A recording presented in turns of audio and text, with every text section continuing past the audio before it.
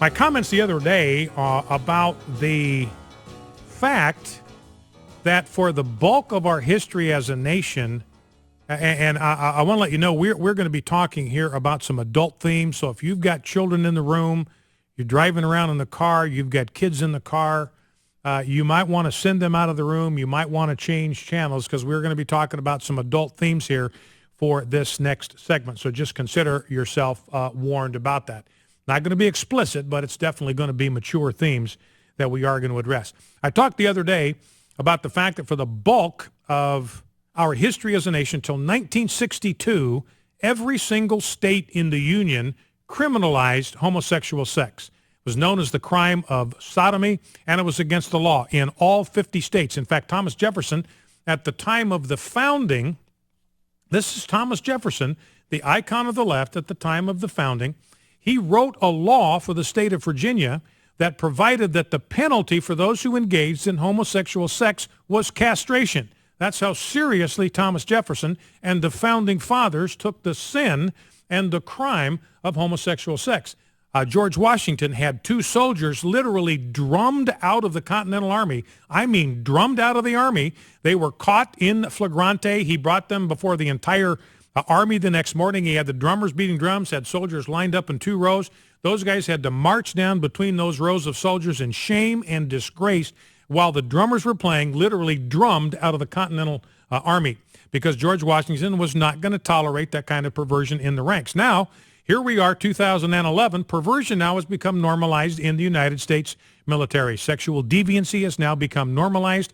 In fact, I got a story in the stack today where starting on September 20, the first day that homosexuals can openly serve in the United States military, that for the first day, it'll happen on September 20, a magazine is going to be on military bases all over the world that celebrates homosexual soldiers.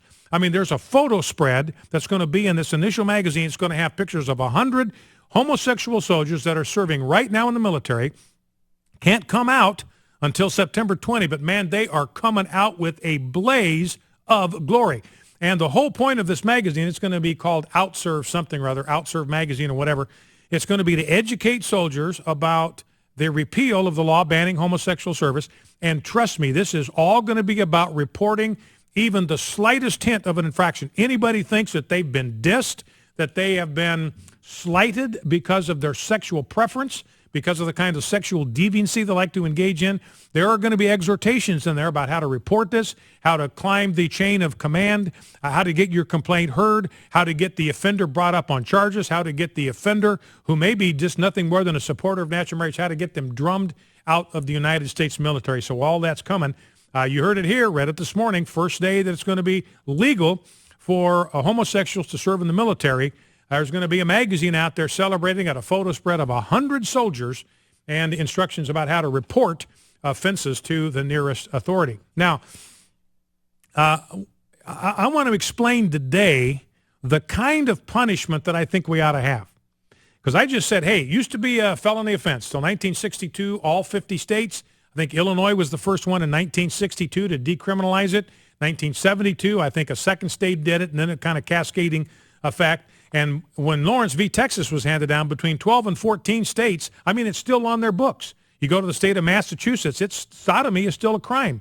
In Massachusetts, it's on the books. Supreme Court, in all their wisdom, said you can't enforce it, you can't use it, but it's still against the law in 12 or 14 states. I'm not sure what the exact count is. My count was 12. Somebody else said 14 yesterday. So somewhere in that neighborhood, it's still a criminal offense in 14 states. It's just that the Supreme Court says to them, look, you can't enforce it. Now, here's what I want to suggest as the penalty for homosexual sex.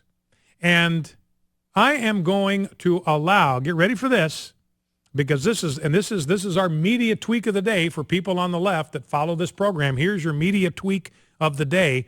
I am going to allow gay porn activists to determine the penalty for homosexual sex. Yes, you heard me correctly. I am in sync with a gay porn actor. I am in concert with a gay porn actor. I am in agreement with a gay porn actor about what ought to be done to deal with homosexual sex. Now, this is a gay porn actor by the name of Derek Burtz. Now, we brought you this story for the first time late last fall. I had an appearance on Alan Combs' radio program shortly after that, where I frustrated him so badly he didn't have me on for another year and a half. Then I was on just about a month ago. I frustrated him so badly that time that it's going to be another year and a half, if ever, before I get invited back on his program. Because Alan, he would just keep asking me questions expecting a different answer. He'd ask me a question, I'd give him an answer. He'd ask me the same question. I'd give him the same answer. He'd keep asking the question in a different way. And I said, Alan, look, this is the definition of insanity, doing the same thing over and over and over again and expecting to get a different result. I said, if you want to get a different answer, then get a different guest. You've asked me a question. I've answered your question. I've given you the answer to your question. It's the only answer you're going to get. So if you want to keep asking the same question, you're going to get the same answer anyway. So I don't think I'll be on Alan's program anytime in the near future. But this Derek Burtz was diagnosed with HIV last year, and he is an actor in both gay porn and straight porn productions. Now, he is convinced that he contracted HIV by acting in a pornographic movie, filming a gay porn scene. That's how he got it. Now, he's got several other diseases. He has, where is the list? He's got chlamydia, gonorrhea, and herpes. So all of these he's picked up while being involved in the porn. This guy's a walking one-man billboard for abstinence before marriage and fidelity afterwards. Here's a porn star. Everybody celebrates this guy. Maybe guys want to be like him. Who knows? But here's a guy his body is riddled with disease because of the sexual choices that he has made in his life.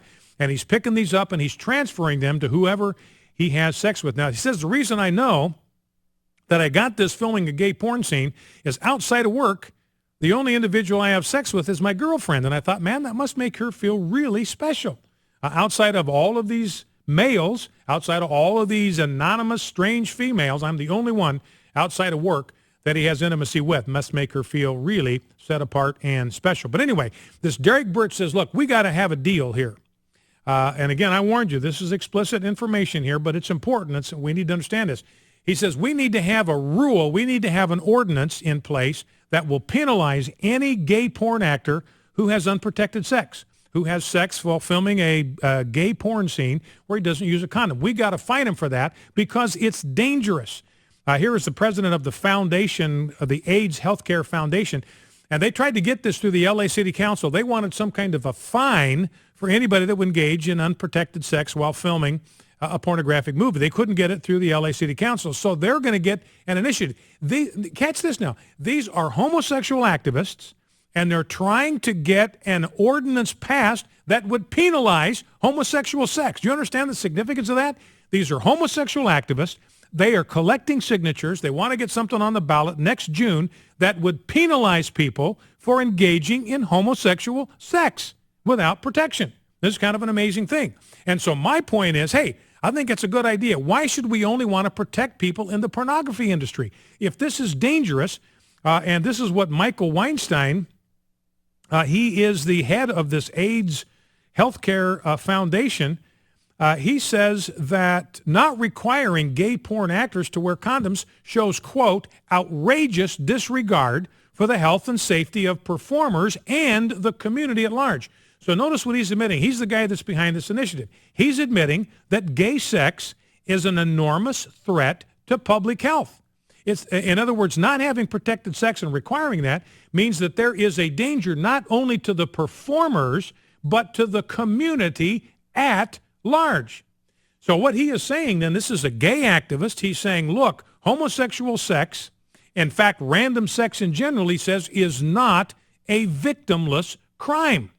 And I couldn't agree with him more. It's not like I'm listening to myself here. This is Ron Paul's mistake, and libertarians, this is their mistake. Ron Paul wants to think that homosexual sex, Ron Paul wants to think that prostitution, Ron Paul wants to think that sexual immorality is a victimless crime. It absolutely is not. People are hurt by this. Diseases are transmitted by this. And that's what this Michael Weinstein is saying. Look, this is a danger to the community at large. So it's an outrage that we're not doing something to protect us. He goes on to say this: how many performers must become infected with HIV and other serious STDs before the industry will clean up its act and government will do the right thing?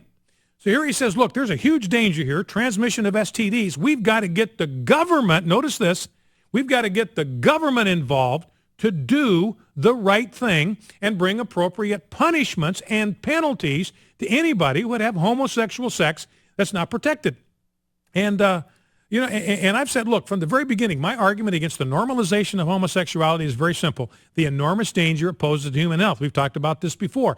FDA, that's not a right-wing organization. Food and Drug Administration will now not allow anybody to donate blood, not allow a male to donate blood if he's had sex one single time with another male since 1977. They cannot play Russian roulette with the nation's blood supply.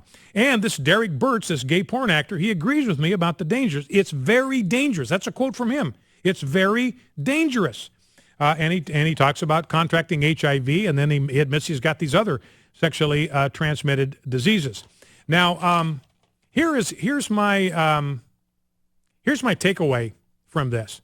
And he says this: because of the enormous health risks involved in gay sex, it should be required that you wear a condom on the set. Now, that's just assuming that condoms are going to protect you from sexually transmitted diseases. They fail 85% of the time, so it's not, or of 16 to 20% of the time, so it's not a reliable protection. But that's what he says we ought to have. Now, this Free Speech Coalition, they're going to try to contact all the performers who had sex with him so they can notify them. They want to try to identify what they call first and second generation partners, by which they mean everyone who had sex with the person and all those who had sex with anyone who had sex with the infected person. This is because there's been a second HIV diagnosis here of a porn actor, and they've had to shut down the porn industry for a second time. So notice that they not only want to try to find everybody that had sex with this most recent HIV victim, they want to try to find everybody that has had sex with anybody who's had sex with him. And this is a reminder of something that we have always said: when you have sex with somebody, you're not just having sex with them, you're having sex with everyone they've had sex with. Now, if condoms are going to be required for filming gay sex scenes, then there must be some penalty that they want to impose for failing to do so, and they want government to do it. Now, I couldn't find out exactly what the proposed penalty is, but I'm assuming it's in the nature of a fine. So here's what I'm suggesting, is that we enact ordinances in city after city and laws in state after state that mandate the exact same penalty, whatever penalty gay activists think is appropriate for unprotected homosexual sex. Hey, if it's good enough for porn stars, it ought to be good enough for the average gay man on the street. Focal Point, AFR Talk, back in 2.